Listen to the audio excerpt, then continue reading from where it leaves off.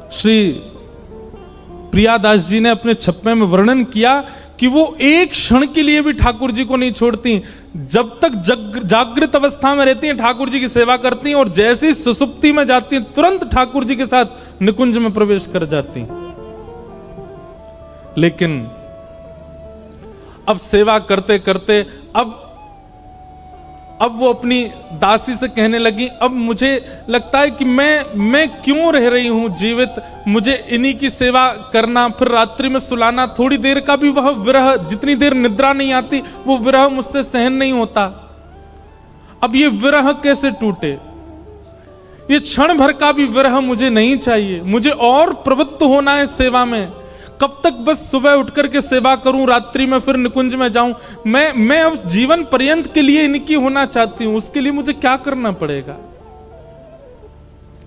तब दासी ने कहा, उसके लिए तो कोई वैष्णव भजनानंदी आप पर कृपा करे, कोई भक्त कृपा करे, संत कृपा करे, संत सेवा आप करो और संत प्रसन्न होकर के आपको आशीष प्रदान करें, तभी ठाकुर जी की नित्य निकुंज जागृत अवस्था में भी आपको मिलेगी। जो स्वप्न में आपको निकुंज का दर्शन होता है वो जागृत अवस्था में भी आपको दिखे, उसके लिए आपको संत सेवा करनी पड़ेगी, संत प्रसन्न होकर के आपको आशीष प्रदान करेंगे, तभी वो संभव है। लेकिन आप तो महारानी हैं, आप तो रानी हैं, आपके यहां संत सेवा कैसे बनेगी? आपके यहां तो बहुत पर्दा है, आपको बाहर जाना अनुमति नहीं, महापुरुष संत आएंगे उनकी सेवा करना, चरण दबाना आदि, ये सब आपके लिए तो ठीक है। मंदिर में गुप्त रूप से आप सेवा करती हैं, कथा सुन लेती हैं, यहां तक तो सब ठीक है, पर संत सेवा के लिए तो आपको दीन बनना पड़ेगा, आपको अपनी पदवी का त्याग करना पड़ेगा। ये रानी भेष में और रानी बनकर के आप संत सेवा नहीं कर सकते, उसके लिए तो दीनता चाहिए, और वो आप कैसे करेंगी? इतने पहरेदार और राजा की इतने सशक्त नियम, आप कैसे बाहर जाएंगी? रानी बोली, तुम ही कोई व्यवस्था करो, कैसे भी करके मुझे संत सेवा करनी है, वैष्णव सेवा करनी है। बंधुओं, कथा और भगवत सेवा का यह फल मिलेगा कि संत सेवा की इच्छा प्रकट हो। एक बात याद रखिएगा, कथा सुनने में, एकादशी नियम करने में, धाम यात्रा करने में और नाम जप करने में यदि आपको भार लगता है, जैसे कल तो एकादशी है यार, भूखा रहना पड़ेगा, आपकी एकादशी उसी समय नष्ट हो गई। घर में कोई उत्सव चल रहा था, तभी ब्रज के कोई संत, अब ये और आ गए, अब इनकी व्यवस्था करो, इनके लिए कमरा खोलो, अब इनके लिए वैसे, उसी समय संत सेवा की जो निष्ठा थी वो नष्ट हो गई। सुबह उठ करके ठाकुर जी की सेवा में जैसे ही गए तो मन में विचार, इतना ठंड पड़ रही है, अब जल लाना पड़ेगा, नंगे पैर सॉक्स पहन नहीं सकते, ठाकुर जी की सेवा में जाना पड़े, उसी समय सेवा भाव नष्ट हो गया। नाम जप करने के लिए बैठे, वो जल्दी, अरे अभी तो कहां, माला बाहर निकाल के देख ली कितनी दूर रह गया अभी, और उसको करने, उसी समय आपका नाम नष्ट हो गया। अगर भार पड़ता है सिर के ऊपर, हम आपसे व्यास मंच से कह रहे हैं, हमारी बात बहुत ध्यान से सुनिए, एकादशी के प्रति भार आता है, नाम के प्रति भार आता है, सेवा के प्रति भार आता है, स्वरूप के प्रति भार आता है। शादी में जा रहे हैं, तिलक मिटा लिया, यहां सब देखेंगे फिर बोलेंगे, ये सारे भार यदि आप पर आते हैं, अभी आप अपना सत्संग बढ़ाइए और कुछ दिन के लिए उस नियम को मत कीजिए, सत्संग बढ़ाओ, अपने आप को दंड दीजिए, कुछ दिन उस नियम को मत कीजिए, और जितना हो सके सत्संग, संत सेवा और कथा श्रवण, इसको थोड़ा और जीवन में बढ़ाइए, क्योंकि बाहर आने पर वो नियम टूटता है और उस नियम का फिर अपराध है कि अगले 6 महीने तक आप करते भी रहोगे तो भी वो माना नहीं जाएगा, एक बार के टूटने का अपराध लगेगा आपको। इसलिए भार जब लगे, अब लोगों ने पता क्या किया, भार को दूसरी चीज में परिवर्तित कर लिया। अब एकादशी के दिन व्रत वाले ही पकवान बन जाते हैं, पिज्जा बनता है व्रत का, व्रत वाले डोसा बन जाते हैं, व्रत वाली इडली बन जाती है, व्रत वाले चाइनीज भी बन जाते हैं। ये भी एक प्रकार से भार ही है। आपको भार लग रहा है तो आपने उसका सब्स्टिट्यूट ढूंढ लिया। ये तो सौभाग्य होना चाहिए। 10वीं को, आज 10वीं है तो नाच रहे हैं महाराज, क्यों? एकादशी आ रही है, कल तो हम व्रत करेंगे, अपने श्याम सुंदर के लिए व्रत करेंगे, नृत्य हो रहा है। जिस प्रकार सौभाग्यवती नारी जब अपने मांग में सिंदूर भरती है तो उसके रोंगटे खड़े हो जाते हैं कि मैं सौभाग्यवती हूं, ऐसी तिलक लगाते समय वैष्णव के भी चित्त में वही आनंद होना चाहिए। हम राधा रमण जी के हैं, हम राधा वल्लभ जी के हैं, हम बिहारी जी के, हम गिरधर लाल जी के हैं, और ये प्रमाण है। सौभाग्य लगे तो ही धाम जाइए, तो ही कथा सुनिए, तो ही नाम जप कीजिए, तो ही वेश धारण कीजिए, तो ही सेवा कीजिए, भार लग के नहीं।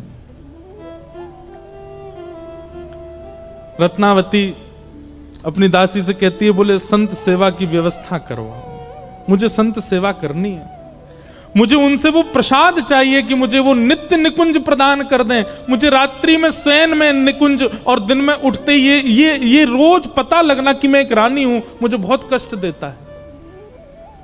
मुझे ये कष्ट नहीं चाहिए, मैं सदा के लिए बस निकुंज में ही रहूं। वो कृपा यदि संत दर्शन से मिलेगी तो मुझे संत सेवा करनी है।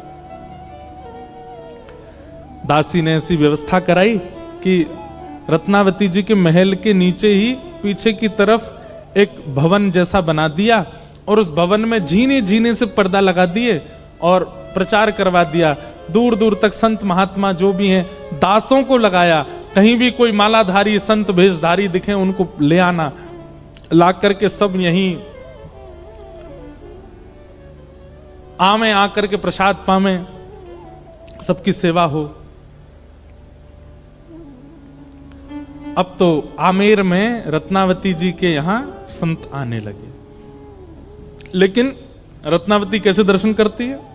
जीना सा एक पर्दा लगा है, वहीं बैठी रहती हैं, और वहां जो भी संत आते हैं सबको वहीं से दंडवत प्रणाम करती हैं, वहीं से सबको वंदन करती हैं, वहीं से संतों की ऐसे बलैया ले लेती हैं, वहीं से संत चरणों के दास जाकर के जो चरण प्रक्षालन कर लाते हैं, भीतर लाके रानी को देते हैं, वहीं बैठ के पी लेते, दूर से दर्शन करती है। कहीं से भी ऐसा झलकने नहीं देती कि वो एक रानी है। दीनता है, पर हां मर्यादा जो कुल की है उसमें अभी भी बंधी है।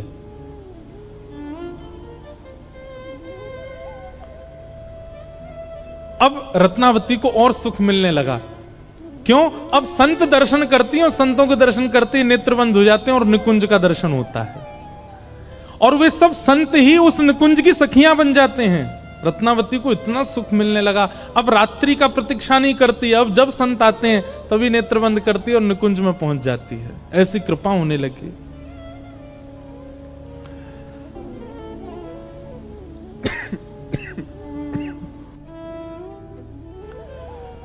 संतों का आगमन होने लगा, रत्नावती बड़ी प्रसन्न थी। तभी एक दिन हमारे वृंदावन के ब्रजवासी पहुंच गए, और ब्रजवासी ब्रज को भजवे वारे, ब्रज की उपासना करवे वारे, ब्रज के नाम गुणगान करवे वारे, वे सब पहुंच गए।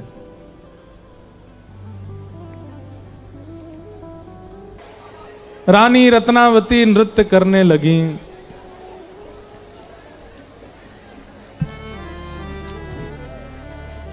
सब संतों के कीर्तन को सुनकर के ब्रजवास ब्रज से आए हैं संत, यह जान करके रानी रत्नावती आनंद में भर गई, कीर्तन करने लगी।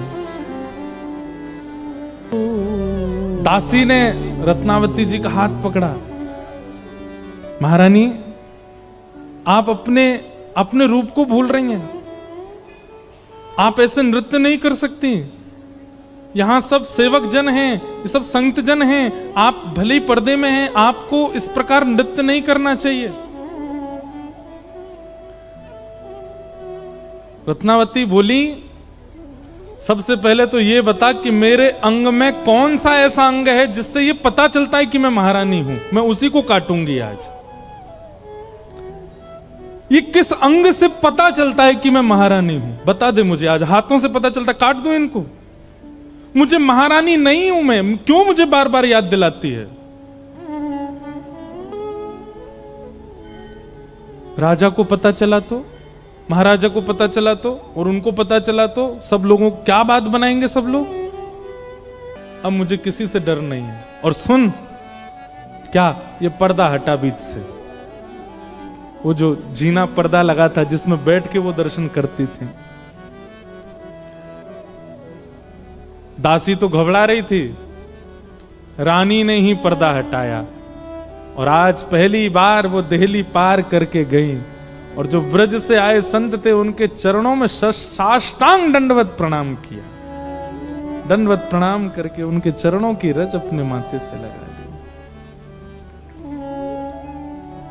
भक्ति निडरता भी देती है, लेकिन ऐसी निडरता नहीं कि महाराज 2-4 मल्ल देखे तो लड़वे पहुंच गए, वो वाली निडरता नहीं।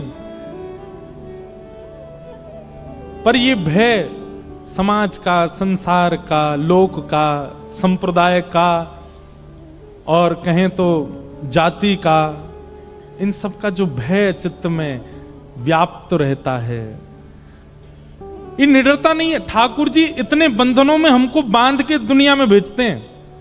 धीरे धीरे धीरे भक्ति की धार इतनी पैनी होती चली जाती है कि धीरे धीरे सारे बंधन अपने आप कटते चले जाते हैं। जात पात पूछे नहीं को, हरि को भजे सो हरि को। ये जाति में हम कब तक हैं पता है? ये चैलेंज है हमारे लिए कि हम ये हैं, हम ये हैं, हम ये हैं। आप अपनी भक्ति की स्थिति से, अपनी भक्ति के स्तर से एक दिन उसको काट दो। लोक कुल की लाज मर्यादा आदि, अरे कहां तक है? स्त्री पुरुष का भी ये भी एक बंधन है कि तुम स्त्री हो, हम पुरुष हैं। जाके देखो इन्हीं गौरी शंकर भगवान को वृंदावन में नथनी वारे बन के बैठे वहां पे। भक्ति ये लाज भी नहीं रहने देती कि हम कौन है। ये सब धीरे धीरे कटवा देती है भक्ति की धार। आमेर के किले में मानो जैसे भूकंप आ गया। बात पहुंची राजा के कान में कि महाराज अब तो आपकी आंख के पीछे कुछ भी हो रहा है। बहुत सुंदर चरित्र रत्नावती जी का। आपके पीछे कुछ भी हो रहा है। कहीं कहीं मीराबाई का चरित्र और श्री रत्नावती जी का चरित्र समसा लगता है, लेकिन एक बात हम स्पष्ट करें, मीराबाई पर कभी कभी लोगों को ऐसा लगता है कि जो राणा जी उन पर कष्ट पहुंचाते थे वो उनके पतिदेव थे। नहीं, उनके देवर थे। उनके पति तो परम भक्त थे। मीराबाई का अगर हुआ तो कल मीराबाई जी का प्रसंग सुनाएंगे। और दीदी बार बार हमको रोज छेड़ देती हैं, महाराज जी मीराबाई जी, मीराबाई जी। कल आपसे एक बात हो रही थी तो कह रही थी कि नरसिंह मेहता एकमात्र ऐसे थे जो रास में गए और रास का दर्शन करके फिर वापस पृथ्वी पर आए।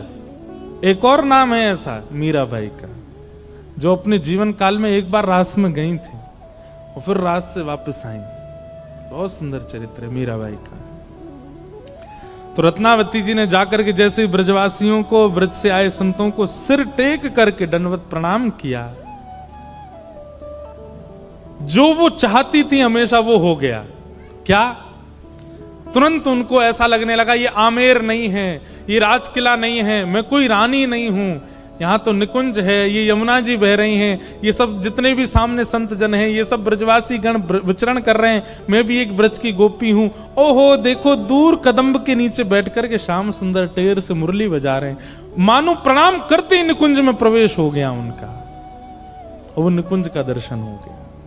जो वो चाहती थी कि मैं जागृत अवस्था में निकुंज में प्रवेश करूं, वो उनको होने लगा अनुभव। लेकिन हम ही यदि परेशान हैं तो कितनी भी भक्ति भावना चित्त में आ जाए सब परेशानी दिखेंगे। जाकी रही भावना जैसी, प्रभु मूरत देखी तिन तैसी। सूरदास जी कह रहे हैं कि एक बार चतुर शिरोमणि श्री ठाकुर जी के है गए, अब बाकी के भली हमसे लड़ते रहे, हमें इसकी कोई चिंता नहीं, हम तो उनके है गए बस। आज रत्नावती जी के मन में यही बात आ गई। अरे जीवन भर केवल इसी से, वो रूठ जाएंगे, ये रूठ जाएंगे, राजा नाराज होंगे, कुल कहानी टूट जाएगी, आदि आदि, इन सब भय से मैं उनको रुठाए बैठी हूं जिनको जिनको प्रसन्न रखना चाहिए। हम कई बार अपनों की प्रसन्नता के चक्कर में ठाकुर जी की प्रसन्नता भूल जाते हैं। भैया अपने रूठते ही रहेंगे, चाहे कितनों मनाए लो इनको, ठाकुर जी नहीं रूठने चाहिए। जिस प्रकार यशोदा मैया और नंद बाबा अपने 3 जन्मों से तपस्या कर रहे थे कि भगवान हमको पुत्र रूप में मिलें, ऐसे ही प्रश्नी सुतपा